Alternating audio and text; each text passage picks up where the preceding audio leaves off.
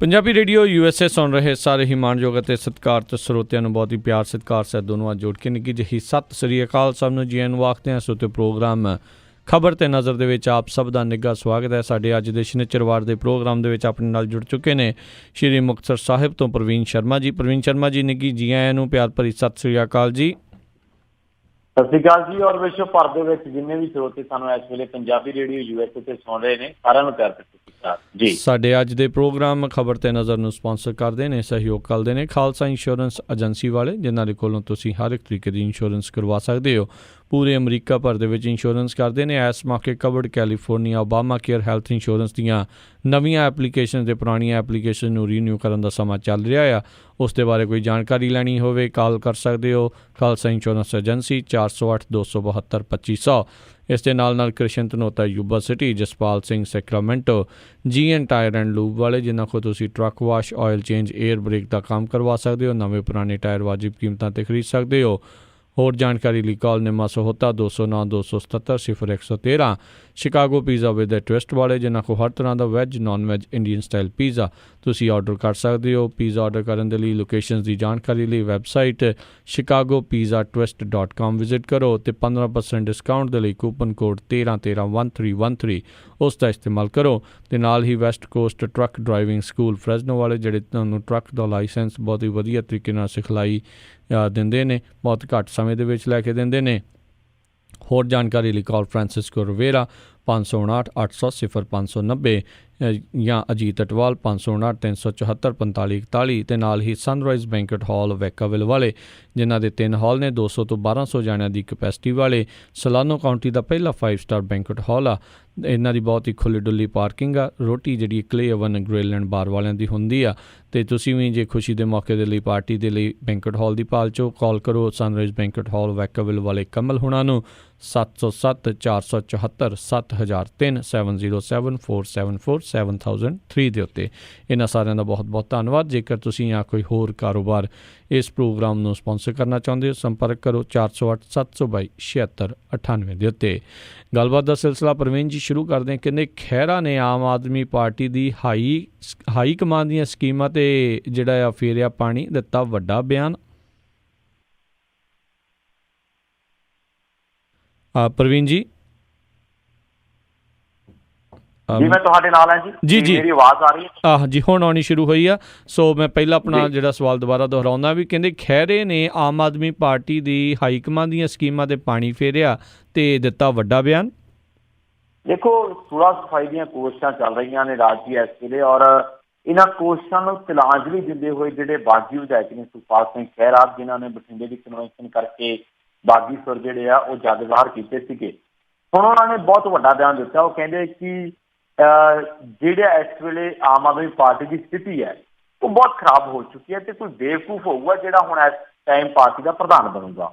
ਤੇ ਇੱਕ ਪਾਸੇ ਦੇਖੀਏ ਕਿ ਬਿਆਨ ਬਹੁਤ ਵੱਡਾ ਹੈ, ਕਿਉਂਕਿ ਬਿਆਨ ਇਸ ਕਰਕੇ ਵੱਡਾ ਹੈ ਕਿ ਇਸ ਵੇਲੇ ਆਮ ਆਦਮੀ ਪਾਰਟੀ ਜਿਹੜੀ ਹਾਈਕਮਾਂਡ ਆ ਉਹ ਸੁਲਾ ਸਫਾਈ ਦੀ ਮੁਹਿੰਮ ਚਲਾ ਰਹੀ ਹੈ। ਔਰ ਪਿੱਛੇ ਜੇ ਤੁਹਾਨੂੰ ਯਾਦ ਵੀ ਹੋਣਾ ਕਿ ਭਗਵੰਤ ਮਾਨ ਤੇ ਕਮਲ ਸੰਧੂ ਦੇ ਦਰਮਿਆਨ ਗੱਲਬਾਤ ਵੀ ਹੋਈ ਸੀਗੀ, ਤਾਂ ਉਸ ਸਫਾਈ ਮੁਹਿੰਮ ਨੂੰ, ਸੁਲਾ ਸਫਾਈ ਦੀ ਮੁਹਿੰਮ ਨੂੰ ਇਹ ਵੱਡੀ ਸੱਟ ਮਾਰਨ ਵਾਲਾ ਬਿਆਨ ਹੈ ਜਿਹੜਾ ਮੰਨਿਆ ਜਾ ਰਿਹਾ। ਔਰ ਉਹ ਲੁਧਿਆਣਾ ਦੇ ਵਿੱਚ ਸੀਗੇ, ਕਿਸੇ DMC ਹਸਪਤਾਲ ਦੇ ਵਿੱਚ ਕਿਸੇ ਵਰਕਰ ਦਾ ਹਾਲ ਚਾਲ ਪੁੱਛਣ ਦੇ ਲਈ। ਤੇ ਬੇਸ਼ੱਕ ਦੂਜੇ ਪਾਸੇ ਭਗਵੰਤ ਮਾਨ ਤੇ ਖਹਿਰਾ ਦੀ ਛਾਬੀ ਜੰਗ ਰੋਕਣ ਦੇ ਲਈ ਵਿਆਪਕ ਮੁਹਿੰਮ ਜਿਹੜੀ ਸ਼ੁਰੂ ਹੋਈ ਹੈ, ਪਰ ਖਹਿਰਾ ਦੇ ਜਿਹੜੇ ਤੇਵਰ ਆ ਉਹ ਹਾਈ ਕਮਾਂਡ ਦੀ ਅਧੀਨਗੀ ਕਬੂਲਣ ਵਾਲੇ ਨਹੀਂ। ਉਹ ਲਗਾਤਾਰ ਹੁਣ ਖੁਦਮੁਖਤਿਆਰੀ ਦੀ ਗੱਲ ਕਰ ਰਿਹਾ, ਔਰ ਇਹ ਗੱਲ ਹੁਣ ਪਹਿਲਾਂ ਨਾਲੋਂ ਜ਼ਿਆਦਾ ਸਰਗਰਮੀ ਦੇ ਨਾਲ, ਜ਼ਿਆਦਾ ਤੇਜ਼ੀ ਦੇ ਨਾਲ, ਜ਼ਿਆਦਾ ਐਗਰੈਸਿਵ ਦੇ ਨਾਲ ਇਹ ਚੀਜ਼ ਹੁਣ ਅੱਗੇ ਆ ਰਹੀ ਆ। ਹੁਣ ਤੁਸੀਂ ਦੇਖੋ ਕਿ ਇਹ ਕਿਉਂ ਹੋ ਰਿਹਾ ਹੈ, ਕਿਉਂਕਿ ਪਿੱਛੇ ਜੇ ਤੁਸੀਂ ਖਬਰ ਸੁਣੀ ਹੋਣੀ ਹੈ, ਸਾਂਝੀ ਵੀ ਕੀਤੀ ਹੋਣੀ ਹੈ ਕਿ ਪੰਜਾਬ ਦੇ ਵਿੱਚ ਇੱਕ ਨਵਾਂ ਸਿਆਸੀ ਧਿਰ ਜਿਹੜੀ ਆ ਉਹ ਜਨਮ ਲੈ ਰਹੀ ਹੈ, ਨਵੀਂ ਪਾਰਟੀ ਹੋਣ ਦੇ ਵਿੱਚ ਆ ਸਕਦੀ ਹੈ। ਉਸ ਪਾਰਟੀ ਦੇ ਵਿੱਚ ਕਿਹੜੇ ਚਿਹਰੇ ਹੋ ਸਕਦੇ ਆ? ਧਰਮਵੀਰ ਗਾਂਧੀ ਹੋ ਸਕਦੇ ਆ, ਸੁਖਪਾਲ ਸਿੰਘ ਖਹਿਰਾ, ਲੋਕ ਇਨਸਾਫ ਪਾਰਟੀ ਦੇ ਸਿਮਰਜੀਤ ਸਿੰਘ ਬੈਂਸ, ਜਗਮੀਤ ਬਰਾੜ, ਵੀਰ ਦਵਿੰਦਰ, ਬਹੁਤ ਸਾਰੇ ਇਹੋ ਜਿਹੇ ਜਿਹੜੇ ਕਿ ਇਸ ਵੇਲੇ ਜਿਨ੍ਹਾਂ ਦੇ ਵਿੱਚੋਂ ਬਹੁਤ ਸਾਰੇ ਸਿਆਸੀ ਚੁਰਾਹੇ ਤੇ ਖੜੇ ਆ, ਨਾ ਉਹਨਾਂ ਨੂੰ ਪੂਰਬ ਵੱਲ ਕੋਈ ਦਿਸਦਾ, ਨਾ ਪੱਛਮ ਵੱਲ, ਨਾ ਉੱਤਰ ਵੱਲ, ਨਾ ਦੱਖਣ ਵੱਲ, ਤਾਂ ਉਹ ਹੁਣ ਇਸ ਫਰੰਟ ਦੇ ਵਿੱਚ ਆ ਸਕਦੇ ਆ। ਤਾਂ ਇਸ ਫਰੰਟ ਦੇ ਵਿੱਚ ਜਿਹੜੇ ਖਹਿਰਾ ਨੇ ਉਹ ਆਪਣੇ ਆਪ ਨੂੰ as a face of Punjab, ਯਾਨੀ ਕਿ ਪੰਜਾਬ ਦਾ ਚਿਹਰਾ ਜਿਹੜਾ ਵਾ ਉਹ ਪ੍ਰੋਜੈਕਟ ਕਰ ਰਹੇ ਨੇ। ਕਿਉਂਕਿ ਪਿਛਲੇ ਦਿਨੀ ਖਹਿਰੇ ਦੀ ਜਿਹੜੀ ਲੋਕਪ੍ਰਿਅਤਾ ਜਾਂ ਖਹਿਰੇ ਨੂੰ ਨੋਟਿਸ ਕਰਨ ਜਿਹੜੀ ਚੀਜ਼ ਆ ਉਹ ਬਹੁਤ ਤੇਜ਼ੀ ਦੇ ਨਾਲ ਜਿਹੜਾ ਰੋਸ ਮਾਰਚ ਹੋਇਆ ਸੀ ਉਸ ਤੋਂ ਬਾਅਦ ਉਹ ਬਹੁਤ ਤੇਜ਼ੀ ਦੇ ਨਾਲ ਉੱਪਰ ਆਈ ਹੈ। ਔਰ ਲੱਗਦਾ ਕਿ ਜਿਹੜੇ ਖਹਿਰਾ ਵਾ ਉਹ ਪਾਰਟੀ ਦੇ ਨਾਲ ਹੁਣ ਉਹਨਾਂ ਦੀ ਸੁਲੱਖ ਸਫਾਈ ਜਿਹੜੀ ਕਹਿ ਲਈਏ ਨਾ ਕਿ ਇੱਕ ਮਨਸ਼ਾ ਹੁੰਦੀ ਹੈ ਉਹ ਸ਼ਾਇਦ ਹੁਣ ਉਹਨਾਂ ਦੀ ਨਹੀਂ ਰਹੀ, ਕਿਉਂਕਿ ਉਹ ਕਹਿ ਰਿਹਾ ਕਿ ਆਮ ਆਦਮੀ ਪਾਰਟੀ ਦੀ ਹਾਲਤ ਇਹ ਹੋ ਚੁੱਕੀ ਹੈ ਕਿ ਹੁਣ ਜਿਹੜਾ ਵੀ ਪ੍ਰਧਾਨ ਬਣੂਗਾ ਉਹ ਬੇਵਕੂਫੀ ਕਰੂਗਾ ਬੰਦਾ। ਤਾਂ ਇਹ ਤੋਂ ਪਤਾ ਲੱਗਦਾ ਕਿ ਖਹਿਰਾ ਇਹ ਨਬਜ਼ ਤੋੜ ਚੁੱਕੇ ਆ ਕਿ ਆਮ ਆਦਮੀ ਪਾਰਟੀ ਜਿਹੜੀ ਹੈ ਉਹਦੀ ਧੂੜ ਜਿਹੜੀ ਆ ਧੂੜ ਦੇ ਵਿੱਚ ਬਹੁਤ ਦੂਰ ਨਜ਼ਰ ਆਉਂਦੀ ਹੈ।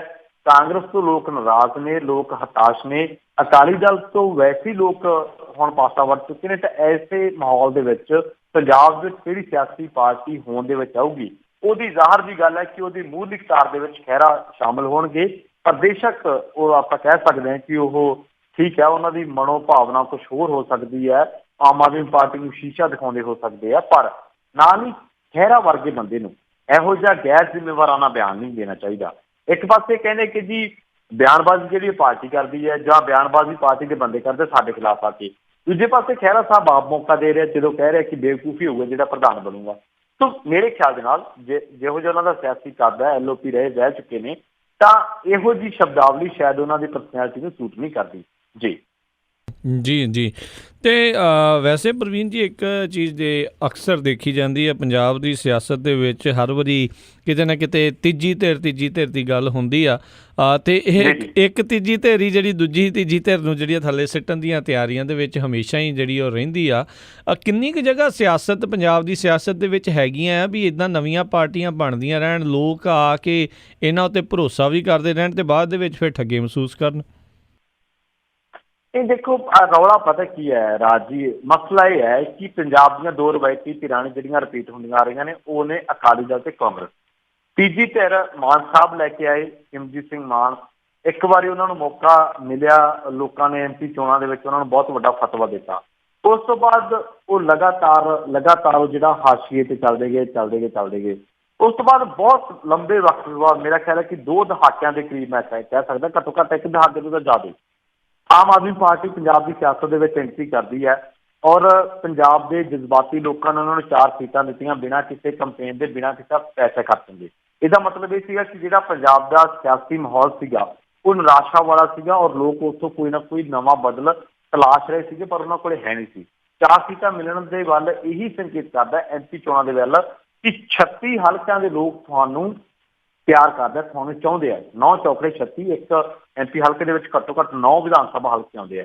36 ਹਲਕਿਆਂ ਦੇ ਲੋਕਾਂ ਨੇ ਇਹਨਾਂ ਨੂੰ ਇੱਕ ਤਰੀਕੇ ਨਾਲ ਕਹਿਤਾ ਕਿ ਤੁਸੀਂ ਸਾਡੇ ਫਿਰ ਤੋਂ ਅਸੀਂ ਤੁਹਾਨੂੰ ਐਕਸੈਪਟ ਕਰ ਸਕਦੇ ਹਾਂ ਜੇਕਰ ਤੁਸੀਂ ਪੰਜਾਬ ਦੇ ਵਿੱਚ ਆਪਦੀ ਐਗਜ਼ਿਸਟੈਂਸ ਚਾਹੁੰਦੇ ਹੋ, ਆਪਦੀ ਹੋਂਦ ਦਰਸਾਉਣੇ। ਤਾਂ ਉਸ ਤੋਂ ਬਾਅਦ ਆਮ ਆਦਮੀ ਪਾਰਟੀ ਉਤਰਦੀ ਹੈ, ਪਰ ਉਹਨਾਂ ਨੇ ਕੀ ਕੀਤਾ, ਗਲਤੀਆਂ ਕੀਤੀਆਂ ਬਹੁਤ ਸਾਰੀਆਂ ਇਹੋ ਜਿਹੀਆਂ ਚੀਜ਼ਾਂ ਵਾਪਰੀਆਂ ਜਿਹੜੀਆਂ ਕਿ ਪੰਜਾਬੀ ਇਖਲਾਕੀ ਤੌਰ ਤੇ ਪਸੰਦ ਨਹੀਂ ਕਰਦੇ। ਮਤਲਬ ਕਿ ਪੰਜਾਬੀ ਬੰਦੇ ਉੱਤੇ ਜੇ ਕੋਈ ਬਾਹਰੋਂ ਆ ਕੇ ਕੋਈ ਠੋਸੇ ਚੀਜ਼ਾਂ ਤਾਂ ਉਹਨੂੰ ਪਸੰਦ ਨਹੀਂ ਕਰਦਾ। ਆਮ ਆਦਮੀ ਪਾਰਟੀ ਨੇ ਇਹੋ ਜਿਹੀਆਂ ਗਲਤੀਆਂ ਬਹੁਤ ਕੀਤੀਆਂ। ਦਿੱਲੀ ਦੇ ਲੋਕ ਆਏ, ਫਿਰ ਪੈਸੇ ਦੀਆਂ ਗੱਲਾਂ ਚੱਲੀਆਂ, ਜਿਸਮਾਨੀ ਸ਼ੋਸ਼ਣ ਦੀਆਂ ਗੱਲਾਂ ਚੱਲੀਆਂ, ਤਾਂ ਲੋਕਾਂ ਨੂੰ ਕਿਤੇ ਨਾ ਕਿਤੇ ਨਿਰਾਸ਼ਾ ਜ਼ਰੂਰ ਹੋਈ ਕਿ ਯਾਰ ਇਹ ਚੀਜ਼ ਉਹ ਨਹੀਂ। ਸਿੱਟਾ ਕੀ ਹੋਇਆ ਕਿ ਉਹ 20 ਸੀਟਾਂ ਤੇ ਸਿਮਟ ਕੇ ਰਹਿ ਗਏ। ਪਰ ਕਾਂਗਰਸ ਨੂੰ 78 ਸੀਟਾਂ ਮਿਲੀਆਂ, 77 ਇੱਕ ਉਹਨਾਂ ਨੇ ਬਾਅਦ ਦੇ ਵਿੱਚ ਦਿੱਤੀ। ਕਾਂਗਰਸ ਨੂੰ 78 ਸੀਟਾਂ ਮਿਲਣ ਦੇ ਬਾਵਜੂਦ ਲੋਕਾਂ ਦਾ ਕਾਂਗਰਸ ਨਾਲ ਸਾਲ ਦੇ ਵਿੱਚ ਹੀ ਮੋਹ ਭੰਗ ਹੋ ਗਿਆ। ਕਾਰਨ ਕੀ ਸੀ? ਸਮਾਰਟਫੋਨ ਨਹੀਂ ਮਿਲੇ, ਕਰਜ਼ਾ ਮਾਫੀ ਨਹੀਂ ਹੋ ਸਕੀ, ਜਿਹੜੀਆਂ ਕੁਰਸੀਆਂ ਸੀ ਉਹਨਾਂ ਤੇ ਰੋਕ ਨਹੀਂ ਲੱਗੀ, ਬੇਰੁਜ਼ਗਾਰੀ ਦਾ ਕੋਈ ਪ੍ਰਬੰਧ ਨਹੀਂ ਕੀਤਾ ਗਿਆ, ਨਸ਼ੇ ਉਸ ਤਰ੍ਹਾਂ ਨੇ। ਸੋ ਲੋਕਾਂ ਨੂੰ ਲੱਗਿਆ ਕਿ ਹੁਣ ਇੱਧਰ ਵੀ ਟਾਕਣਾ ਬੰਦ ਕਰੀਏ।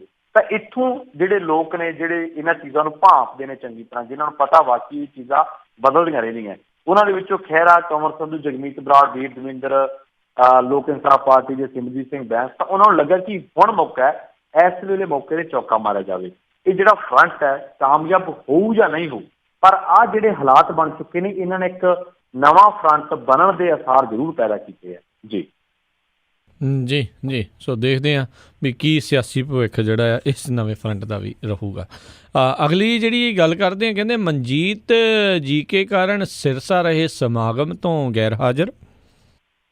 ਹਾਂਜੀ, ਜਿਹੜਾ ਇਹਨਾਂ ਦੋਨਾਂ ਸਿਖਰਲੇ ਲੀਡਰਾਂ ਦਾ, ਜਿਹੜੇ ਸ਼੍ਰੋਮਣੀ ਅਕਾਲੀ ਦਲ ਦੇ ਦਿੱਲੀ ਦੇ ਜੋ ਲੀਡਰ ਆ ਨਾ, ਇਹਨਾਂ ਦੇ ਵਿੱਚ ਪਾੜਾ ਲਗਾਤਾਰ ਵੱਧਦਾ ਜਾ ਰਿਹਾ। ਬੇਸ਼ੱਕ ਸੁਖਬੀਰ ਸਿੰਘ ਬਾਦਲ ਨੇ ਹਾਲਾਤ ਕਾਬੂ ਕਰਨ ਦੇ ਲਈ ਮੀਟਿੰਗਾਂ ਵੀ ਕੀਤੀਆਂ, ਪਰ ਸ਼ਾਇਦ ਉਹ ਉਹਨਾਂ ਅਸਰ ਨਹੀਂ ਰੱਖਦੀਆਂ ਮੀਟਿੰਗਾਂ, ਉਹ ਗਏ ਜ਼ਮਾਨੇ ਦੀ ਗੱਲ ਹੋ ਚੁੱਕੀਆਂ ਨੇ ਸ਼ਾਇਦ। ਦਿੱਲੀ ਦੇ ਵਿੱਚ ਇੱਕ ਸਮਾਗਮ ਸੀਗਾ ਤੇ ਉੱਥੇ ਦਿੱਲੀ ਸਿੱਖ ਗੁਰਦੁਆਰਾ ਪ੍ਰਬੰਧਕ ਕਮੇਟੀ ਦੇ ਪ੍ਰਧਾਨ ਸੀਗੇ ਜਿਹੜੇ ਮਨਜੀਤ ਸਿੰਘ ਜੀਕੇ ਤੇ ਜਨਰਲ ਸਕੱਤਰ ਮਨਜਿੰਦਰ ਸਿੰਘ ਸਿਰਸਾ। ਇਹਨਾਂ ਨੂੰ ਇਕੱਠਿਆਂ ਨੂੰ ਸੱਦਾ ਦਿੱਤਾ ਗਿਆ ਸੀ। ਪਰ ਜਦੋਂ ਪਤਾ ਲੱਗਿਆ ਕਿ ਜੀਕੇ ਉੱਥੇ ਜਾ ਰਿਹਾ ਤਾਂ ਸਿਰਸਾ ਨੇ ਆਪਣੇ ਜਾਣ ਦਾ ਪ੍ਰੋਗਰਾਮ ਸੀਗਾ ਜਿਹੜਾ ਉਹ ਰੱਦ ਕਰ ਦਿੱਤਾ। ਹਾਲਾਂਕਿ ਜਿਹੜਾ ਸੱਦਾ ਪੱਤਰ ਦਾ ਸਮਾਗਮ ਦਾ ਸੱਦਾ ਪੱਤਰ ਸੀਗਾ ਉਹਨਾਂ ਦੇ ਵਿੱਚ ਦੋਵਾਂ ਦਾ ਨਾਂ ਲਿਖਿਆ ਹੋਇਆ ਸੀਗਾ। ਤੇ ਸੁਖਬੀਰ ਬਾਦਲ ਨੇ ਇਹਨਾਂ ਦੋਨਾਂ ਦੇ ਵਿੱਚ ਸੁਲ੍ਹਾ ਕਰਵਾਉਣ ਦੇ ਲਈ ਮੀਟਿੰਗਾਂ ਵੀ ਕੀਤੀਆਂ ਸੀ। ਲੰਘੇ ਸ਼ੁੱਕਰਵਾਰ ਦੀ ਸ਼ਾਇਦ ਗੱਲ ਆ ਉਹ ਉਦੋਂ, ਪਰ ਉਹ ਮੀਟਿੰਗਾਂ ਦਾ ਕੋਈ ਸਿੱਟਾ ਨਹੀਂ ਨਿਕਲਿਆ। ਅਸਲ ਦੇ ਵਿੱਚ ਪਿੱਛੇ ਜੇ ਕੀ ਹੋਇਆ, 1 ਮਹੀਨਾ ਪਿੱਛੇ ਚਲੇ ਜਾਓ ਤੁਸੀਂ, ਮਨਜੀਤ ਸਿੰਘ ਜੀਕੇ ਈਵਨਿੰਗ ਦੀ ਵਾਕ ਕਰਦੇ ਆ, ਸ਼ਾਮ ਦੀ ਸੈਰ ਕਰਦੇ ਆ। ਉਹ ਕਹਿੰਦੇ ਜੀ ਮੈਂ ਅਸਤੀਫਾ ਦੇਤਾ। ਸਵੇਰ ਦੀ ਸੈਰ ਕਰਦੇ ਆ ਉਹ ਪੱਤਰਕਾਰ, ਫੇਰ ਉਹਨਾਂ ਕੋਲ ਜਾਂਦੇ ਆ, ਉਹ ਕਹਿੰਦੇ ਜੀ ਨਹੀਂ ਅਸਤੀਫਾ ਨਹੀਂ ਦਿੱਤਾ, ਮੈਂ ਨਾ 15 ਕੁ ਦਿਨ ਮੇਰੇ ਰੁਝੇਵੇਂ ਸੀਗੇ ਤਾਂ ਕਰਕੇ ਮੈਨੂੰ ਥੋੜਾ ਜਿਹਾ ਮੈਂ ਆਪਦਾ ਜਿਹੜਾ ਬਹੁਤ ਜ਼ਿੰਮੇਵਾਰੀ ਦੂਜੇ ਬੰਦੇ ਨੂੰ ਦਿੱਤੀ ਸੀਗੀ ਜਿਹੜਾ ਨਾਲ ਅਹੁਦੇਦਾਰਾਂ ਨੇ। ਤਾਂ ਉਸ ਤੋਂ ਬਾਅਦ ਕੀ ਹੁੰਦਾ ਕਿ ਜੀਕੇ ਸਾਹਿਬ ਤੇ ਬੜੇ ਗੰਭੀਰ ਐਲੀਗੇਸ਼ਨ ਲੱਗਦੇ ਆ। ਇੱਕ ਬੰਦਾ ਆਉਂਦਾ ਅਕਾਲੀ ਦਲ ਦਾ ਹੀ, ਕੋਈ ਹੋਰ ਨਹੀਂ ਗਾ, ਅਕਾਲੀ ਦਲ ਦਾ ਬੰਦਾ ਆਉਂਦਾ, ਉਹ ਜੀਕੇ ਸਾਹਿਬ ਤੇ ਦੋਸ਼ ਲਾਉਂਦਾ ਕਿ ਇਹਨਾਂ ਨੇ ਫਲਾਣੇ ਟਾਈਮ ਆਹ ਘੁਟਾਲੇ ਕੀਤੇ, ਇਹਨਾਂ ਦੇ ਫਲਾਣੇ ਰਿਸ਼ਤੇਦਾਰ ਕਮੇਟੀ ਦੇ ਗੁਰੂ ਦੀ ਗੋਦ 'ਚ ਪੈਸਾ ਖਾਂਦੇ ਆ, ਫਲਾਣੇ RSS ਦੇ ਆਗੂ ਦੇ ਕਹੇ ਤੇ ਇਹਨਾਂ ਨੇ ਫਲਾਣੇ ਕੰਮ ਕੀਤੇ। ਪਰ ਮਨਜੀਤ ਸਿੰਘ ਜੀਕੇ ਕੀ ਕਹਿੰਦੇ ਆ, ਕਹਿੰਦੇ ਜੀ ਇਹ ਤਾਂ ਮੇਰੇ ਵਿਰੁੱਧ ਸਿਆਸੀ ਚਾਲ ਹੈ, ਇਹ ਵਿਰੋਧੀਆਂ ਦੀ ਸਿਆਸੀ ਸ਼ੈ ਹੈ। ਹੁਣ ਬੰਦਾ ਇਹਨਾਂ ਦੀ ਆਪ ਦੀ ਧਿਰ ਦਾ, ਅਕਾਲੀ ਦਲ ਦਾ ਦੋਸ਼ ਜੀਕੇ ਚਲਾ ਰਿਹਾ, ਆਪਦੇ ਬੰਦੇ ਚਲਾ ਰਿਹਾ, ਇਹ ਕਹਿੰਦੇ ਵੀ ਸਿਆਸੀ ਵਿਰੋਧੀਆਂ ਦੀ ਚਾਲ ਹੈ। ਕਮਾਲ ਦੀ ਗੱਲ ਹੈ। ਉਸ ਤੋਂ ਬਾਅਦ ਕੀ ਹੁੰਦਾ, ਸਿਰਸਾ ਵਾਲਾ ਐਪੀਸੋਡ ਵਾਪਰਦਾ ਅਚਾਨਕ। ਸਿਰਸਾ ਕਹਿੰਦੇ ਕਿ ਮੈਂ ਅਸਤੀਫਾ ਦੇ ਦਿੱਤਾ ਵਾ। ਪੂਰੇ 15 ਮਿੰਟ ਜਿਹੜੀਆਂ ਪ੍ਰਮੁੱਖ ਮੀਡੀਆ ਅਦਾਰੇ ਉਹਨਾਂ ਨੇ ਇਹ ਗੱਲ ਛਾਇਆ ਕਰਤੀ, ਖਬਰ ਛਾਇਆ ਕੀਤੀ ਕਿ ਜੀ ਸਿਰਸਾ ਨੇ ਅਸਤੀਫਾ ਦਿੱਤਾ। ਪਰ ਉਸ ਤੋਂ ਬਾਅਦ ਕਹਿੰਦਾ ਨਹੀਂ ਅਸਤੀਫਾ ਨਹੀਂ ਦਿੱਤਾ, ਮੈਂ ਆਪਣੇ ਅਹੁਦੇ ਤੋਂ ਥੋੜੇ ਦਿਨਾਂ ਲਈ ਪਾਸੇ ਜਾ ਰਿਹਾ। ਉਸ ਤੋਂ ਬਾਅਦ ਸੁਖਬੀਰ ਸਿੰਘ ਬਾਦਲ ਦਿੱਲੀ ਜਾਂਦੇ ਆ ਔਰ ਸਿਰਸਾ ਨੂੰ ਮਨਾਉਂਦੇ ਆ। ਹੋਇਆ ਕੀ ਹੈ, ਸਿਰਸਾ ਨੂੰ ਸਪੋਰਟ ਹੈ ਸੁਖਬੀਰ ਸਿੰਘ ਬਾਦਲ ਦੀ ਤੇ ਕਮਲ ਦੇ ਫੁੱਲ ਦੀ ਫੁੱਲ ਸਪੋਰਟ ਹੈ। ਮਨਜੀਤ ਸਿੰਘ ਜੀਕੇ ਨੇ ਜਿਹੜੇ ਬਾਗੀ ਰੁੱਖ, ਬਾਗੀ ਤੇਵਰ ਅਖਤਿਆਰ ਕੀਤੇ ਸੀ, ਪਹਿਲੀ ਗੱਲ ਤਾਂ ਉਹਨੂੰ ਦੋਸ਼ ਲਾ ਕੇ ਉਹਨਾਂ ਜਿਹੜੇ ਤੇਵਰ ਸੀਗੇ ਉਹਨਾਂ ਨੂੰ ਮੱਠਾ ਕਰ ਦਿੱਤਾ ਗਿਆ। ਹੁਣ ਜਦੋਂ ਸਿਰਸਾ ਨੇ ਬਾਗੀ ਰੁੱਖ ਅਖਤਿਆਰ ਕੀਤਾ ਤਾਂ ਇਹ ਇੱਕ ਪਲੈਂਟਡ ਖਬਰ ਕਹਿ ਸਕਦੇ ਹਾਂ ਇਹਨੂੰ। ਹਾਲਾਂਕਿ ਜਦੋਂ ਸੁਖਬੀਰ ਸਿੰਘ ਬਾਦਲ ਦਿੱਲੀ ਚਲੇ ਗਏ, ਸਿਰਸਾ ਜੀ ਸ਼ਾਂਤ ਹੋ ਗਏ ਔਰ ਉਹਨਾਂ ਨੇ ਕਿਹਾ ਕਿ ਮੈਂ ਅਸਤੀਫਾ ਨਹੀਂ ਦੇ ਰਿਹਾ। ਤਾਂ ਜਿਹੜਾ ਜੀਕੇ ਦਾ ਅਸਤੀਫਾ ਸੀਗਾ ਉਸ ਨੂੰ ਪੂਰਾ ਕਰਨ ਦੇ ਲਈ, ਉਸ ਖੱਪੇ ਨੂੰ ਪੂਰਾ ਕਰਨ ਦੇ ਲਈ ਸਿਰਸਾ ਦੇ ਅਸਤੀਫੇ ਦੀਆਂ ਖਬਰਾਂ ਪਲਾਨ ਕੀਤੀਆਂ ਗਈਆਂ ਔਰ ਉਸ ਤੋਂ ਬਾਅਦ ਜੀਕੇ ਨੂੰ ਉਸੇ ਤਰ੍ਹਾਂ ਰਹਿਣ ਦਿੱਤਾ ਗਿਆ। ਸਿਰਸਾ ਨੂੰ ਸਪੇਸ ਦੇ ਦਿੱਤੀ ਗਈ। ਹੁਣ ਆਉਣ ਵਾਲਾ ਜਿਹੜਾ ਮੌਜੂਦਾ ਘਟਨਾਕ੍ਰਮ ਜਾਂ ਆਉਣ ਵਾਲਾ ਸਮਾਂ ਉਹ ਇਹ ਹੈ ਕਿ ਜੀਕੇ ਦੀ ਜਗ੍ਹਾ ਹੁਣ ਸਿਰਸਾ ਲੈਣਗੇ। ਔਰ ਬਹੁਤੇ ਲੋਕ ਤਾਂ ਰਾਜ ਜੀ ਇਹ ਕਹਿੰਦੇ ਕਿ ਜਿਹੜਾ ਅਮਰੀਕਾ ਦੇ ਵਿੱਚ ਫੁੱਟ ਕਟਾਪਾ ਹੋਇਆ ਉਹ ਵੀ ਪਾਰਟੀ ਦੀ ਇੰਟਰਨਲ ਪੋਲੀਟਿਕਸ ਦੇ ਵਿੱਚੋਂ ਇੱਕ ਸਿਆਸੀ ਤਕਰੀਰ ਦਾ ਜਾਂ ਸਾਜ਼ਿਸ਼ ਦਾ ਹਿੱਸਾ ਹੋ ਸਕਦਾ ਹੈ। ਜੀ ਅਗਲੀ ਜਿਹੜੀ ਗੱਲ ਕਰਦੇ, ਕਹਿੰਦੇ ਮੀ ਟੂ ਮੂਵਮੈਂਟ ਦੇ ਵਿੱਚ ਫਸੇ ਕੈਪਟਨ ਦੇ ਮੰਤਰੀ ਦੇ ਸਿਤਾਰੇ ਗਰਦਿਸ਼ 'ਚ। ਮੂਵਮੈਂਟ ਜਿਹੜੇ ਮੀ ਟੂ ਦੇ ਵਿੱਚ ਫਸਿਆ ਚਰਨਜੀਤ ਚੰਨੀ ਤਕਨੀਕੀ ਸਿੱਖਿਆ ਮੰਤਰੀ ਆ ਉਹ, ਤੇ ਇੱਕ ਔਰਤ IAS ਨੇ ਦੋਸ਼ ਲਾਇਆ ਕਿ ਇਹ ਬੰਦੇ ਨੇ ਮੈਨੂੰ ਰਾਤ ਨੂੰ WhatsApp ਤੇ ਮੈਸੇਜ ਭੇਜੇ, ਜਦੋਂ ਮੈਂ ਉਹਨੂੰ ਕਿਹਾ ਰੁਕ ਜਾ ਤਾਂ ਇਹ ਰੁਕਿਆ। ਉਦੋਂ ਵੇਲਾ ਰਾਤ ਨੂੰ 12 ਵਜੇ ਦਾ, ਤੇ ਦਿਨੇ ਹੋਵੇ ਤਾਂ ਬੰਦਾ ਕਹਿ ਦੇ ਕਿ ਚਲੋ ਇੱਕ ਆਮ ਗੱਲਬਾਤ ਹੁੰਦੀ ਹੈ ਤੇ ਉਹਦੇ ਦੌਰਾਨ ਇਹ ਚੀਜ਼ਾਂ ਵਾਪਰੀਆਂ ਹੋਣੀਆਂ, ਪਰ ਰਾਤ ਦਾ ਸਮਾਂ ਸੀ ਤਾਂ ਇਹਦਾ ਮਤਲਬ ਹੈ ਕਿ ਮਿੱਥ ਕੇ ਕੀਤਾ ਗਿਆ, ਦਿਨੇ ਕੰਮਕਾਜ ਦੇ ਦੌਰਾਨ ਨਹੀਂ ਗਾ। ਤਾਂ ਹੁਣ ਜਿਹੜੇ ਸੁਨੀਲ ਜਾਖੜ ਸਾਹਿਬ ਨੇ ਜਿਹੜੇ ਕਿ ਪ੍ਰਧਾਨ ਨੇ ਕਾਂਗਰਸ ਦੇ, ਉਹ ਕਹਿੰਦੇ ਕਿ ਜੀ ਔਰਤਾਂ ਦਾ ਸਨਮਾਨ ਸਾਡੇ ਲਈ ਸਭ ਤੋਂ ਉੱਪਰ ਹੈ ਤੇ ਕਿਆਸ ਰਾਈਆਂ ਇਹ ਨਹੀਂ ਕਿ ਸ਼ਾਇਦ ਮੰਤਰੀ ਦੇ ਕੋਲੋਂ ਕੁਰਸੀ ਵੀ ਕੋਈ ਜਾ ਸਕਦੀ ਹੈ। ਤੇ ਜਾਖੜ ਸਾਹਿਬ ਕਹਿੰਦੇ ਆ ਕਿ ਮੁੱਖ ਮੰਤਰੀ ਨੇ ਜਿਹੜੇ ਉਹ ਵਿਦੇਸ਼ ਦੇ ਵਿੱਚ ਨੇ ਤੇ ਉਹਨਾਂ ਦੀ ਵਾਪਸੀ ਤੇ ਕੋਈ ਫੈਸਲਾ ਹੋ ਸਕਦਾ ਹੈ। ਤੇ ਨਾਲ ਇਹਨਾਂ ਨੇ ਸੰਕੇਤ ਦਿੱਤਾ ਕਿ ਜਿਹੜਾ ਮਸਲਾ ਵਾ ਉਹ ਮੁੱਖ ਮੰਤਰੀ ਦੇ ਦਫ਼ਤਰ ਦੇ ਵਿੱਚ ਹੀ ਹੈ, ਪਾਰਟੀ ਲੈਵਲ ਤੇ ਨਹੀਂ ਆਇਆ। ਪਰ ਇਸ ਮਸਲੇ ਤੇ ਅੱਗੇ ਵਧਣ ਤੋਂ ਪਹਿਲਾਂ ਮੈਂ ਤੁਹਾਨੂੰ ਬਿਆਨ ਦੇ ਵੱਲ ਦਿਵਾਉਣਾ ਚਾਹੁੰਦਾ, ਆਸ਼ਾ ਕੁਮਾਰੀ ਦੇ ਧਿਆਨ ਵੱਲ। ਉਹਨਾਂ ਨੇ ਕਿਹਾ ਕਿ ਜੀ ਇਹ ਜਿਹੜੀਆਂ ਗੱਲਾਂ ਨੇ ਇਹ ਤਾਂ ਇੱਕ ਮੈਸੇਜ ਹੈ ਤੇ ਉਹਨੂੰ ਇੱਕ ਮੈਸੇਜ ਨੂੰ ਏਜੰਸੀ ਸ਼ੋਸ਼ਣ ਨਹੀਂ ਕਿਹਾ ਜਾ ਸਕਦਾ। ਹੁਣ ਦੇਖੋ ਕਮਾਲ ਦੀ ਗੱਲ ਹੈ, ਜਿਹੜੇ ਕੈਪਟਨ ਅਮਰਿੰਦਰ ਸਿੰਘ ਉਹਨਾਂ ਦੀ ਸਟੇਟਮੈਂਟ ਕੀ ਸੀਗੀ, ਉਹ ਕਹਿੰਦੇ ਕਿ ਜੀ ਇਹ ਜਿਹੜਾ ਮੰਤਰੀ ਹੈ ਇਹਨੇ ਆਪਣੀ ਗਲਤੀ ਮੰਨੀ ਔਰ ਇਹਨੂੰ ਔਰਤ ਨੇ, ਉਸ IAS ਔਰਤ ਨੇ ਮਾਫ ਕਰਤਾ। ਮਤਲਬ ਕਿ ਕੈਪਟਨ ਅਮਰਿੰਦਰ ਸਿੰਘ ਐਕਸੈਪਟ ਕਰ ਰਿਹਾ ਕਿ ਚੀਜ਼ਾਂ ਵਾਪਰੀਆਂ ਸੀ, ਜਦ ਕਿ ਆਸ਼ਾ ਕੁਮਾਰੀ ਉਹਨਾਂ ਤੇ ਪਰਦਾਪੋਸ਼ੀ ਪਾ ਰਹੇ ਆ, ਪਰਦਾਪੋਸ਼ੀ ਕਰ ਰਿਹਾ ਉਹਨਾਂ ਦੀ। ਔਰ ਕਮਾਲ ਦੀ ਗੱਲ ਹੈ ਕਿ ਇੱਕ ਬੰਦਾ ਐਕਸੈਪਟ ਕਰ ਰਿਹਾ, ਦੂਜਾ ਕਲੀਨ ਚਿੱਟ ਦੇ ਰਿਹਾ, ਦੋਨੇ ਚੀਜ਼ਾਂ ਪੈਰਲਲ ਨਹੀਂ ਚੱਲ ਸਕਦੀਆਂ। ਤੀਜੀ ਗੱਲ ਇਹ ਹੈ ਕਿ ਇੱਕ ਅਹੁਦੇ ਦੀ ਮਰਿਆਦਾ ਹੁੰਦੀ ਹੈ ਰਾਜ ਜੀ। ਜੇ ਕੋਈ ਬੰਦਾ ਕਿਸੇ ਅਹੁਦੇ ਖਾਸ ਅਹੁਦੇ ਤੇ ਹੈ ਤਾਂ ਉਹਦੀ ਅਹੁਦੇ ਦੀ ਆਪਣੀ ਮਰਿਆਦਾ, ਵੈਸੇ ਤਾਂ ਸਾਡੇ ਸਾਰੇ ਸਮਾਜ ਨੂੰ ਇੱਕ ਮਰਿਆਦਾ ਦੇ ਵਿੱਚ ਰਹਿਣਾ ਚਾਹੀਦਾ, ਪਰ ਇੱਕ ਅਹੁਦੇ ਦੀ ਮਰਿਆਦਾ ਕੋਈ ਲੋੜਵੰਦ ਤੁਸੀਂ ਜਦੋਂ ਆਪਣੇ ਪਾਵਰ ਦੀ ਗਲਤ ਇਸਤੇਮਾਲ ਕਰਦੇ ਹੋ ਤਾਂ ਇਹਨੂੰ ਇਸਤੇਮਾਲ ਨਹੀਂ ਕਿਹਾ ਜਾਊਗਾ, ਇਹਨੂੰ ਦੁਰਵਰਤੋਂ ਤੇ ਪਲੱਸ ਕਿਸ ਦੀ ਬਲੈਕਮੇਲਿੰਗ ਕਿਹਾ ਜਾਊਗਾ। ਔਰ ਇਹ ਚਰਨਜੀਤ ਚੰਨੀ ਹੈ ਨਾ ਜਿਹੜਾ, ਇਹ ਪਹਿਲੀ ਵਾਰ ਨਹੀਂ ਵਿਵਾਦਾਂ ਦੇ ਵਿੱਚ ਆਇਆ। ਇਸ ਤੋਂ ਪਹਿਲਾਂ ਇਹ ਵੋਟਾਂ ਤੋਂ ਪਹਿਲਾਂ ਹਾਥੀ ਤੇ ਚੜ੍ਹ ਗਿਆ ਸੀ, ਕਹਿੰਦਾ ਮੈਨੂੰ ਜੋਤਸ਼ੀ ਨੇ ਕਿਹਾ ਹਾਥੀ ਤੇ ਚੜੋ, ਮੈਂ ਤਾਂ ਚੜਿਆ। ਫਿਰ ਇਹਨੇ ਜੋਤਸ਼ੀ ਦੇ ਮਗਰ ਲੱਗ ਕੇ ਆਪਣੇ ਘਰ ਦੇ ਮਗਰ ਚਾਰ ਦੀਵਾਰੀ ਢਵਾ ਕੇ ਤੇ ਇੱਕ ਸੜਕ ਬਣਵਾ ਲਈ ਸੀ। ਕਹਿੰਦਾ ਜੀ ਮੈਨੂੰ ਤਾਂ ਜੋਤਸ਼ੀ ਨੇ ਆਖਿਆ ਵੀ ਸੜਕ ਬਣਵਾ ਲਾ। ਉਹ ਚੰਡੀਗੜ੍ਹ ਪ੍ਰਸ਼ਾਸਨ ਆਇਆ, ਉਹ ਕਹਿੰਦਾ ਇਹ ਪੰਜਾਬ ਨਹੀਂ ਚੰਨੀ ਸਾਹਿਬ, ਇਹ ਚੰਡੀਗੜ੍ਹ ਹੈ, ਸੜਕ ਢਵਾਓ ਤੇ ਆਪਦਾ ਚਾਰ ਦੀਵਾਰੀ ਦੁਬਾਰਾ ਤੋਂ ਖੜੀ ਕਰੋ। ਮੁੜ ਕੇ ਇਹਨੂੰ ਢਵਾਉਣੀ ਪਈ ਸੀ। ਫਿਰ ਜਦੋਂ ਟਿਕਟਾਂ ਦਾ ਐਲਾਨ ਹੋਣਾ ਸੀ, ਫਿਰ ਆਪਦੇ ਜਿਹੜੇ ਸਾਥੀ ਹੈ ਉੱਥੋਂ ਦੇ ਜਿਹੜੇ MLA ਦੀ ਦਾਅਵੇਦਾਰੀ ਸੀ ਜਿਨ੍ਹਾਂ ਦੀ ਟਿਕਟਾਂ ਦੀ, ਉਹਨਾਂ ਨੂੰ ਪੀਰ ਦੀ ਮਜ਼ਾਕ 'ਚ ਲੈ ਕਹਿੰਦੇ ਵੀ ਸਹੁੰ ਪਾਓ, ਜਿਹੜੇ ਬੰਦੇ ਨੂੰ ਟਿਕਟ ਮਿਲੀ ਆਪਾਂ ਉਹਦੀ ਹਮਾਇਤ ਕਰਨੀ ਹੈ। ਤੇ ਟਿਕਟ ਚੰਨੀ ਨੂੰ ਮਿਲਣੀ ਸੀ, ਸਹੁੰ ਪਵਾ ਲਈ। ਇਹ ਇਹੋ ਜਿਹਾ ਬੰਦਾ ਵਾ, ਵਿਵਾਦਾਂ ਦੇ ਵਿੱਚ ਹਮੇਸ਼ਾ ਰਹਿੰਦਾ, ਟੌਸ ਜਿੱਤ ਕੇ ਕੰਮ ਕਰਦਾ, ਆਪਦੇ ਟੌਸ ਕਰਾ ਕੇ ਕੰਮ ਕਰਨ ਦਾ ਤਰੀਕਾ ਦਾ ਟੌਸ ਕਰਾ ਕੇ, ਤੁਹਾਨੂੰ ਪਤਾ ਹੀ ਹੈ। ਸੋ ਨੈਤਿਕਤਾ, ਮੇਰਾ ਖਿਆਲ ਹੈ ਕਿ ਚੰਨੀ ਚੰਨੀ ਨੂੰ ਨੈਤਿਕਤਾ ਦਾ ਤਕਾਜ਼ਾ ਰੱਖਣਾ ਚਾਹੀਦਾ ਸੀਗਾ। ਫਿਲਹਾਲ ਘਿਰਦੇ ਨਜ਼ਰ ਆ ਰਹੇ ਨੇ। ਫੈਸਲਾ ਜਿਹੜਾ ਵਾ ਬੇਸ਼ੱਕ ਮੁੱਖ ਮੰਤਰੀ ਦੇ ਆਉਣ ਤੋਂ ਬਾਅਦ ਹੋਣਾ, ਪਰ ਇੱਕ ਗੱਲ ਸਾਫ਼ ਹੈ ਕਿ ਮੁੱਖ ਮੰਤਰੀ ਪਹਿਲਾਂ ਵੀ ਕਿਹਾ ਉਹਨਾਂ ਨੇ, ਮੁੱਖ ਮੰਤਰੀ ਸਾਹਿਬ ਨੇ, ਕਿ ਇਹ ਚੀਜ਼ਾਂ ਉਦੋਂ ਔਰਤ ਨੂੰ ਸੈਟਿਸਫਾਈਡ ਕਰ ਦਿੱਤਾ ਗਿਆ ਸੀ, ਉਹਨਾਂ ਨੇ ਮਾਫੀ ਮੰਗ ਲਈ ਸੀ। ਤਾਂ ਜੇਕਰ ਮਾਫੀ ਮੰਗੀ ਸੀ ਤਾਂ ਸਵਾਲ ਇਹ ਪੈਦਾ ਹੁੰਦਾ ਕਿ ਫਿਰ ਦੁਬਾਰਾ ਇਹ ਚੀਜ਼ਾਂ ਕਿਉਂ ਵਾਪਰੀਆਂ। ਜੀ ਜੀ ਜੀ ਅਗਲੀ ਜਿਹੜੀ ਗੱਲ ਆਪਾਂ ਕਰਦੇ, ਅਮਿਤ ਸ਼ਾਹ ਦਾ ਬਿਆਨ, ਕਿਹਾ ਸਬਰੀਮਾਲਾ ਮੰਦਰ ਮਾਮਲੇ ਦੇ ਵਿੱਚ ਭਗਤਾਂ ਦੇ ਨਾਲ BJP। ਦੇਖੋ ਅਮਿਤ ਸ਼ਾਹ ਦਾ ਜਿਹੜਾ ਬਿਆਨ ਆ ਨਾ, ਪਹਿਲਾਂ ਤਾਂ ਉਹਨਾਂ ਨੇ ਇਹ ਕਿਹਾ ਕਿ ਅਸੀਂ ਆਸਥਾ ਦਾ ਬੜਾ ਸਤਿਕਾਰ ਕਰਦੇ ਹਾਂ ਤੇ ਜਿਹੜੇ ਭਗਵਾਨ ਅਯੱਪਾ ਦੇ ਸ਼ਰਧਾਲੂ ਆ, ਅਸੀਂ ਉਹਨਾਂ ਦੇ ਨਾਲ ਧੱਕਾ ਨਹੀਂ ਹੋਣ ਦਿਆਂਗੇ, ਅਸੀਂ ਉਹਨਾਂ ਦੇ ਨਾਲ ਖੜਾਂਗੇ ਤੇ BJP ਨਾਲ ਖੜੀ ਹੈ, ਕੱਤੀਵਾਹ ਨਹੀਂ ਲੱਗਣ ਦਿੰਦੇ। ਫਿਰ ਦੀ ਵਾਇਰ ਇੱਕ ਬੜਾ ਵੱਡਾ ਅਦਾਰਾ, ਉਹਨਾਂ ਨੇ ਕਿਹਾ ਹੈ, ਉਹਨਾਂ ਨੇ ਬਿਆਨ ਜਿਹੜਾ ਛਾਪਿਆ ਹੈ ਅਮਿਤ ਸ਼ਾਹ ਦਾ, ਉਹ ਕਹਿੰਦਾ ਜੇਕਰ ਅਮਿਤ ਸ਼ਾਹ ਕਹਿੰਦਾ ਜੇਕਰ ਕੇਰਲ ਸਰਕਾਰ ਨੇ ਭਗਵਾਨ ਅਯੱਪਾ ਦੇ ਸ਼ਰਧਾਲੂਆਂ ਨਾਲ ਧੱਕਾ ਕੀਤਾ ਤਾਂ ਅਸੀਂ ਇੱਟ ਨਾਲ ਇੱਟ ਖੜਕਾ ਦੇਵਾਂਗੇ। ਤੁਸੀਂ ਦੇਖੋ ਕਿ ਕਿੰਨਾ ਹੰਕਾਰ ਵਾਲਾ ਬਿਆਨ ਹੈ। ਇਹੀ ਅਮਿਤ ਸ਼ਾਹ ਤੇ ਇਹੀ ਭਾਜਪਾ ਜਦੋਂ 3 ਤਲਾਕ ਦੇ ਮਸਲੇ ਤੇ, ਜਿਹੜਾ ਕਿ ਉਹਨਾਂ ਦਾ ਵੀ ਧਾਰਮਿਕ ਮਸਲਾ ਕਿਹਾ ਜਾ ਸਕਦਾ ਮੁਸਲਿਮ ਭਾਈਚਾਰੇ ਦੇ ਲੋਕਾਂ ਦਾ, ਕਿਉਂਕਿ ਉਹਨਾਂ ਦਾ ਧਾਰਮਿਕ ਕਾਨੂੰਨ ਇਹ ਗੱਲ ਕਹਿੰਦਾ, ਉਦੋਂ ਫੈਸਲਾ ਤੇ ਉਦੋਂ ਅਮਿਤ ਸ਼ਾਹ ਹੋਰੇ ਕੀ ਕਹਿੰਦੇ ਆ, ਕਹਿੰਦੇ ਜੀ ਔਰਤਾਂ ਦਾ ਸਸ਼ਕਤੀਕਰਨ ਹੋਣਾ ਚਾਹੀਦਾ, ਔਰਤਾਂ ਨੂੰ ਪਾਵਰਾਂ ਹੋਣੀਆਂ ਚਾਹੀਦੀਆਂ, ਔਰਤਾਂ ਨੂੰ ਮਜ਼ਬੂਤ ਕਰਾਂਗੇ, BJP ਨਾਲ ਖੜੀ ਹੈ, ਫਲਾਂ ਫਲਾਂ ਫਲਾਂ ਫਲਾਂ, ਅਦਾਲਤੀ ਫੈਸਲੇ ਦਾ ਸਵਾਗਤ ਹੋਣਾ ਚਾਹੀਦਾ। ਇਹੀ ਅਮਿਤ ਸ਼ਾਹ ਹੁਣ ਕੀ ਕਹਿੰਦਾ ਕਿ ਜੇਕਰ ਸਾਡੇ ਸ਼ਰਧਾਲੂਆਂ ਦੇ ਨਾਲ ਕੋਈ ਆਵਾ ਤਾਵਾ ਹੋਇਆ ਤਾਂ ਅਸੀਂ ਇੱਕ ਨਾਲ ਇੱਟ ਖੜਕਾ ਦੇਵਾਂਗੇ ਔਰ ਸ਼ਰਧਾਲੂਆਂ ਦੇ ਅਸੀਂ ਨਾਲ ਖੜੇ ਹਾਂ। ਕੀ ਗੱਲ, ਹੁਣ ਅਦਾਲਤੀ ਫੈਸਲਾ ਕਿੱਧਰ ਗਿਆ? ਹੁਣ ਵੀ ਤਾਂ ਔਰਤ ਦੇ ਸਸ਼ਕਤੀਕਰਨ ਦੀ ਗੱਲ ਹੈ ਨਾ, ਹੁਣ ਕਿੱਧਰ ਗਈ? ਤੇ ਦੋਹਰੇ ਮਾਪਦੰਡ ਹੈ। ਇਹੀ BJP ਕਹਿੰਦੀ ਹੈ ਕਿ ਫੈਸਲਾ ਜੋ ਮਰਜ਼ੀ ਆਵੇ, ਰਾਮ ਮੰਦਰ ਬਣ ਕੇ ਰਹੂਗਾ। ਫਿਰ ਇਹਦਾ ਮਤਲਬ ਇਹ ਹੈ ਕਿ ਜਿਹੜੀ BJP ਆ ਉਹ ਸੁਪਰੀਮ ਕੋਰਟ ਤੋਂ ਉੱਪਰ ਹੋ ਗਈ ਹੁਣ। ਜੀ ਬਿਲਕੁਲ, ਇਹ ਤਾਂ ਘਰ ਦੀਆਂ ਇਹੀ ਗੱਲਾਂ ਆਖੀ ਜਾਂਦੇ ਨੇ। ਅਗਲੀ ਗੱਲ ਕਰਦੇ, ਮਾੜੀ ਖਬਰ ਆ ਰਹੀ ਆ, ਪਟਾਖਾ ਫੈਕਟਰੀ ਦੇ ਵਿੱਚ ਧਮਾਕੇ ਕਾਰਨ 8 ਮੌਤਾਂ।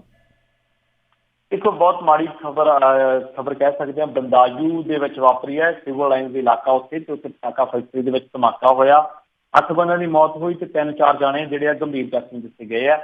ਰਸੂਲਪੁਰ ਇਲਾਕਾ ਵਾ, ਉੱਥੇ ਪਟਾਕੇ ਬਣਾਉਣ ਦੀ ਫੈਕਟਰੀ ਲਾਈ ਸੀ ਸੰਜੇ ਨਾਂ ਦੇ ਬੰਦੇ ਨੇ, ਤੇ ਉਹਦੇ ਵਿੱਚ ਧਮਾਕਾ ਹੋਇਆ ਸੀਗਾ ਤੇ ਅੱਗ ਲੱਗ ਗਈ ਸੀ। ਫਿਰ ਜਦੋਂ ਲੋਕ ਉੱਥੇ ਪੁੱਜੇ ਸਨ ਤਾਂ ਉਦੋਂ ਨੂੰ ਕਾਫੀ ਨੁਕਸਾਨ ਹੋ ਗਿਆ ਸੀ, 7 ਬੰਦੇ ਮੌਕੇ ਤੇ ਮਾਰੇ ਗਏ ਸੀ ਤੇ ਕਾਫੀ ਲੋਕ ਜਿਹੜੇ ਉੱਥੋਂ ਲੰਘ ਰਹੇ ਸੀਗੇ ਉਹ ਵੀ ਅੱਗ ਦੀ ਚਪੇਟ ਦੇ ਵਿੱਚ ਆ ਗਏ ਸੀਗੇ।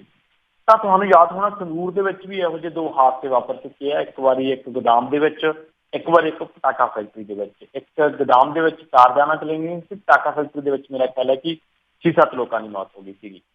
ਤਾਂ ਇਹ ਜਿਹੜੀਆਂ ਬਰੂਦ ਦਾ ਜਿੱਥੇ ਕੰਮ ਚੱਲਦਾ ਰਾਜੀ, ਵੈਸੇ ਤਾਂ ਸਾਰੀਆਂ ਫੈਕਟਰੀਆਂ ਦੇ ਵਿੱਚ ਹੀ ਹੋਣੀ ਚਾਹੀਦੀ ਹੈ ਰੂਟੀਨ ਚੈਕਿੰਗ, ਪਰ ਜਿਹੜੀਆਂ ਇਹੋ ਜਿਹੀਆਂ ਪਟਾਕਾ ਫੈਕਟਰੀਆਂ ਨੇ ਜਿੱਥੇ ਬਲਾਸਟ ਦੀ ਸੰਭਾਵਨਾ ਇਹ ਰਹਿੰਦੀ ਹੈ ਤਾਂ ਉੱਥੇ ਮੇਰਾ ਖਿਆਲ ਹੈ ਕਿ ਰੂਟੀਨ ਚੈਕਿੰਗ ਹੋਣੀ ਚਾਹੀਦੀ। ਇਕੱਲੇ ਹਫ਼ਤਿਆਂ ਦੇ ਨਾਲ, ਮਹੀਨੇ ਲੈ ਕੇ ਅਧਿਕਾਰੀਆਂ ਨੂੰ ਕੰਮ ਨਹੀਂ ਸਾਰਨਾ ਚਾਹੀਦਾ, ਕਦੇ ਗੇੜਾ ਮਾਰ ਲਿਆ ਕਰਨਾ।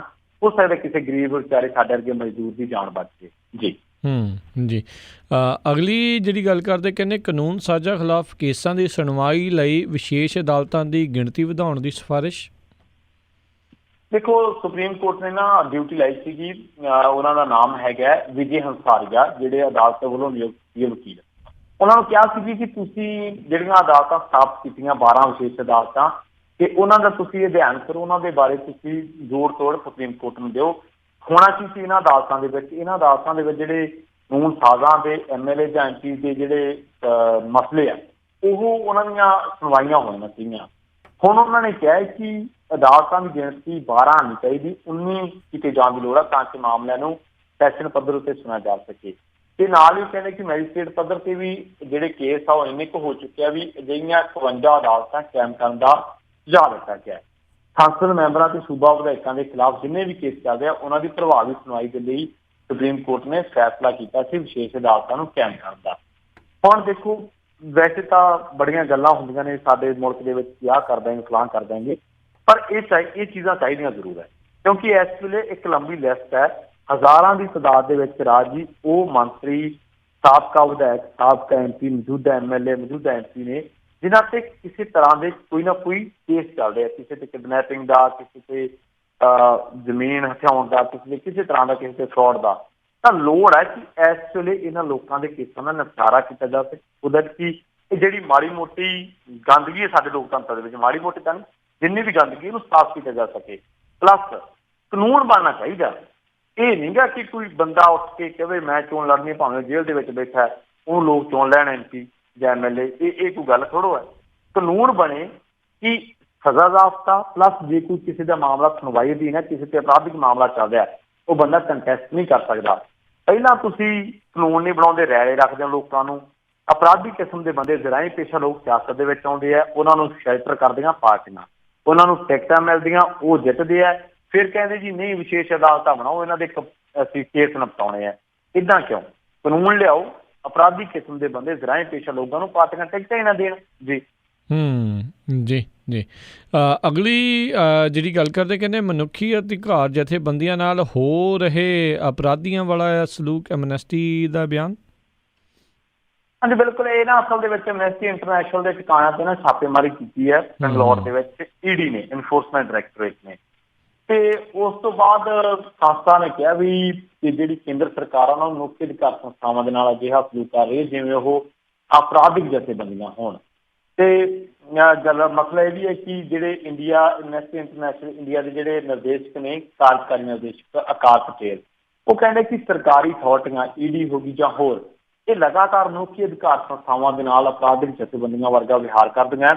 ਤੇ ਪਟੇਲ ਕਹਿੰਦੇ ਕਿ ਜਥੇਬੰਦੀ ਵਜੋਂ ਉਹ ਕਾਨੂੰਨ ਵਿਵਸਥਾ ਨੂੰ ਲੈ ਕੇ ਪ੍ਰਤੀਬੱਧ ਹੈ ਅਸੀਂ, ਤੇ ਭਾਰਤ ਨੂੰ ਹਮੇਸ਼ਾ ਕੌਮੀ ਨੀਤੀਆਂ ਦੇ ਮੁਤਾਬਕ ਉਹ ਭਾਰਤ ਦੇ ਵਿੱਚ ਕੰਮ ਕਰਦੇ ਆ।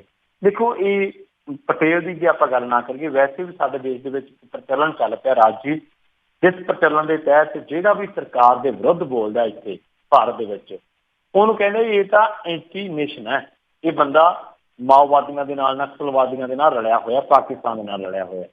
ਜਿਹੜਾ ਬੰਦਾ BJP ਦੇ ਹੱਕ ਦੇ ਵਿੱਚ ਬੋਲਦਾ ਹੈ ਉਹ ਹੈ ਰਾਸ਼ਟਰਵਾਦੀ।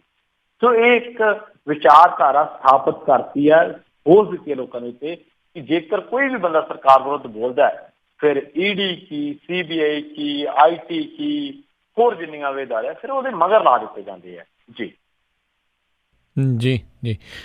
ਜਾਂਦੇ ਜਾਂਦੇ ਜੇ ਗੱਲ ਕਰੀਏ, ਕਹਿੰਦੇ ਮੰਡੀਆਂ ਵਿੱਚ ਰੁੱਲ ਰਹੇ ਨੇ ਕਿਸਾਨ ਤੇ ਨਰਮਾ, ਵਪਾਰੀ ਨਹੀਂ ਦੇ ਰਹੇ ਭਾਅ। ਤੁਹਾਨੂੰ ਯਾਦ ਹੋਣਾ ਮੋਦੀ ਸਾਹਿਬ ਨੇ ਨਾ ਮਲੋਟ 'ਚ ਰੈਲੀ ਕੀਤੀ ਸੀ ਇੱਕ, ਕਹਿੰਦੇ ਜੀ ਸਮਰਥਨ ਮੁੱਲ ਦੇ ਵਿੱਚ ਵਾਧਾ ਕਰਤਾ ਸੀ, 1.5 ਗੁਣਾ ਵਧਾਤਾ, ਫਲਾਂ ਕਰਤਾ। ਬਾਦਲ ਸਾਹਿਬ ਨੇ ਬੜੇ ਸੋਲੇ ਗਾਏ, ਕਹਿੰਦੇ ਜੀ ਮੋਦੀ ਸਾਹਿਬ ਤੁਸੀਂ ਕਿਸਾਨਾਂ ਦੇ ਰਾਖੇ ਆ, ਤੁਹਾਡੇ ਬਿਨਾਂ ਕਿਵੇਂ ਸਾਰ ਲੈਣੀ ਸੀ। ਮੋਦੀ ਸਾਹਿਬ ਥੋੜੇ ਜਿਹੇ ਵਡਿਆਈ ਜਦੋਂ ਉਹਨਾਂ ਦੀ ਹੁੰਦੀ ਹੈ ਫਿਰ ਉਹਨਾਂ ਦੇ ਕੰਨ ਬੜੇ ਹੱਸਦੇ ਆ। ਹੁਣ ਅਸਲ ਹਾਲਾਤ ਕੀ ਆ? ਅਸਲ ਦੇ ਵਿੱਚ ਹਾਲਾਤ ਇਹ ਹੈ ਕਿ ਦੇਖੋ, ਨਰਮੇ ਦੀ ਆਮਦ ਸ਼ੁਰੂ ਹੋ ਚੁੱਕੀ ਹੈ, ਇਹਨੂੰ ਹੋ ਗਏ 2 ਹਫ਼ਤੇ, ਪਰ ਜਿਹੜਾ ਸਾਡਾ ਭਾਰਤੀ ਕਪਾਹ ਨਿਗਮ ਹੈ, ਜਿਹਨੂੰ ਅਸੀਂ ਕਾਟਨ ਕਾਰਪੋਰੇਸ਼ਨ ਆਫ ਇੰਡੀਆ ਕਹਿੰਦੇ ਹਾਂ, ਉਹਨੇ ਨਰਮੇ ਦੀ ਖਰੀਦ ਸ਼ੁਰੂ ਕੀਤੀ। ਪੰਜਾਬ ਨਰਮੇ ਦੀ ਆਮਦ ਹੋ ਗਈ ਹੈ, ਪਰ ਜਿਹੜਾ ਸਾਡਾ ਕਪਾਹ ਨਿਗਮ ਹੈ, ਭਾਰਤੀ ਕਪਾਹ ਨਿਗਮ, ਕਾਟਨ ਕਾਰਪੋਰੇਸ਼ਨ ਆਫ ਇੰਡੀਆ, ਉਹ ਹਜੇ ਮੰਡੀਆਂ 'ਚ ਨਹੀਂ ਆਇਆ। ਸਿੱਟਾ ਕੀ ਹੋਇਆ?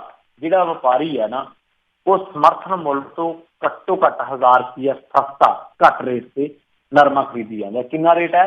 ਰੇਟ ਹੈਗਾ ਜੀ 5450 ਰੁਪਏ, ਜਿਹੜਾ ਘੱਟੋ ਘੱਟ ਮੁੱਲ ਹੈ। ਤੇ ਪਰ ਨਰਮਾ ਕਿੰਨੇ ਨੂੰ ਵਿਕ ਰਿਹਾ? ਮਸਾਂ 4600 ਨੂੰ, 4700 ਨੂੰ, 4500 ਨੂੰ, ਯਾਨੀ ਕਿ 1000 ਰੁਪਇਆ ਘੱਟ ਵਿਕ ਰਿਹਾ। ਤੇ ਮੋਦੀ ਸਾਹਿਬ ਨੂੰ, ਬਾਦਲ ਸਾਹਿਬ ਨੂੰ ਸਵਾਲ ਹੈ ਕਿ ਜੇਕਰ ਤੁਸੀਂ ਕਿਸਾਨ ਦੀ ਜਿਹੜੀ ਫਸਲ ਹੈ ਉਹ ਸਮਰਥਨ ਮੁੱਲ ਤੇ ਚੱਕਦੇ ਹੀ ਨਹੀਂ ਤਾਂ ਫਿਰ ਬੰਨੇਗਾ ਤੂੰ ਇਹਨੂੰ ਖਤਮ ਕਰ ਦਿਓ, ਫਿਰ ਜਿੰਨੇ ਦਾ ਵਿਕੂ ਉਹਨੇ ਦਾ ਹੀ ਸਹੀ। ਇੱਕ ਪਾਸੇ ਸੋਲੇ ਗਾਉਂਦੇ ਕਿ ਜੀ ਬੜਾ ਬਚਾਤਾ ਕਿਸਾਨਾਂ ਨੂੰ, ਐਂ ਕਰਤਾ ਫਲਾਂ ਕਰਤਾ, ਇੱਕ ਪਾਸੇ ਕਿਸਾਨ ਦੀ ਫਸਲ ਨੂੰ ਚੱਕਦੇ ਹੀ ਨਹੀਂ। ਮੁੱਖ ਦੀ ਗੱਲ ਇਹ ਹੈ ਕਿ ਇਸ ਵੇਲੇ ਕਿਸਾਨ ਦਾ ਜਿਹੜਾ ਨਰਮਾ ਵਾ ਉਹ 1000 ਰੁਪਇਆ 800-900 ਘੱਟ ਤਾਂ ਵਿਕਦਾ ਹੀ ਹੈ, ਨਾਲ ਉਹਨੂੰ ਵਿਚਾਰੇ ਨੂੰ ਲੁੱਟ ਦਾ ਸ਼ਿਕਾਰ ਹੋਣਾ ਪੈ ਰਿਹਾ। ਸੋ ਜੇਕਰ ਸਰਕਾਰਾਂ ਨੇ ਸਮਰਥਨ ਮੁੱਲ ਲਾਏ ਹੈ ਤੇ ਜੇਕਰ ਇਹ ਵਾਜਬ ਮੁੱਲ ਮਿਲਣਾ ਹੀ ਨਹੀਂ ਤਾਂ ਫਿਰ ਸਮਰਥਨ ਮੁੱਲ ਬਣਨ ਦਾ ਕੀ ਫਾਇਦਾ। ਸੋ ਇਹ ਗੱਲ ਸਪਸ਼ਟ ਹੋ ਚੁੱਕੀ ਹੈ ਰਾਜ ਵੀ ਜਿਹੜੀ ਕੇਂਦਰ ਸਰਕਾਰ ਆ ਨਾ ਉਹਨੂੰ ਸਿਰਫ ਕਣਕ ਤੇ ਝੋਨੇ ਨਾਲ ਮਤਲਬ ਹੈ, ਨਰਮੇ ਤੱਕ ਉਹਨੂੰ ਕੋਈ ਮਤਲਬ ਨਹੀਂ। ਹਾਲਾਂਕਿ ਜਿਹੜੀ ਸੱਚਾਈ ਹੈ ਉਹ ਇਹ ਹੈ ਕਿ ਜਿਹੜੇ ਸਾਡੇ ਗੁਆਂਢੀ ਨੇ ਚੀਨ ਜਾਂ ਬੰਗਲਾਦੇਸ਼ ਜਾਂ ਵੀਅਤਨਾਮ ਜਾਂ ਇੰਡੋਨੇਸ਼ੀਆ, ਇੱਥੇ ਹਿੰਦੁਸਤਾਨ ਦੇ ਵੱਖ-ਵੱਖ ਸੂਬਿਆਂ ਦੇ ਵਿੱਚ ਜਿਹੜਾ ਨਰਮਾ ਪੈਦਾ ਹੁੰਦਾ ਨਾ ਉਹਨਾਂ ਦੀ ਖਿੱਚ ਬਹੁਤ ਹੈ, ਨਰਮੇ ਦੀ ਮੰਗ ਬਹੁਤ ਹੈ। ਮਸਲਾ ਇਹ ਹੈ ਕਿ ਜਿਹੜਾ ਇਹ ਵਪਾਰੀ ਹੈ ਦੇਸ਼ਾਂ ਦਾ ਉਹ ਅਮਰੀਕਾ ਤੇ ਯੂਰਪ ਨੂੰ ਜਿਹੜੇ ਕੱਪੜੇ ਪਹਿਨਣ ਵਾਲੇ ਬਣਾ ਕੇ ਉਹ ਉੱਥੋਂ ਬਰਾਮਦ ਕਰਦੇ ਹੈ। ਮਤਲਬ ਕਿ ਭਾਰਤ ਦੀ ਜਿਹੜੀ ਮੰਡੀ ਕਪਾਹ ਹੈ ਇਹਦੀ ਅੰਤਰਰਾਸ਼ਟਰੀ ਮੰਡੀ ਦੇ ਵਿੱਚ ਬਹੁਤ ਤਵੱਜੋ ਮਿਲਦੀ ਹੈ ਇਹਨੂੰ, ਪਰ ਤਵੱਜੋ ਤਾਂ ਮਿਲੂ ਨਾ ਜੇਕਰ ਇਹ ਮੰਡੀਆਂ ਦੇ ਵਿੱਚ ਆ ਕੇ ਖਰੀਦ ਕਰਨਗੇ।